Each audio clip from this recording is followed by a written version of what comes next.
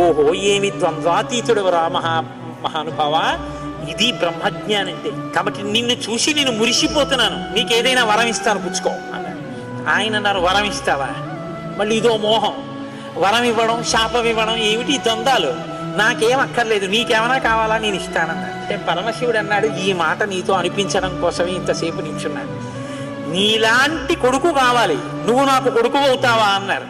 అంటే సనత్కుమారుడు అన్నాడు, నీకే కొడుకునవుతానన్నాడు. పార్వతీదేవి అంది, ఏది అంత దీర్ఘం ఇస్తున్నావు, నీకే కొడుకునవుతానంటా ఏంటి, నీకే కొడుకునంటే నాకు కొడుకువే అంది. అదొక్కటి అడక్కమ్మా అన్నాడు. అదేమయ్యా అదేమిటి, నీలాంటి కొడుకు పుడుతుంటే నా కడుపున పుట్టకపోవడం ఏమిటి? అమ్మా ఎంత పార్వతీదేవివైనా తల్లి, నేను ఒక కడుపున పుట్టడం అంటే అమ్మా తల కింద పెట్టి కాళ్ళు పైకి పెట్టి 9 నెలలు అమ్మ కడుపులో పడుకుని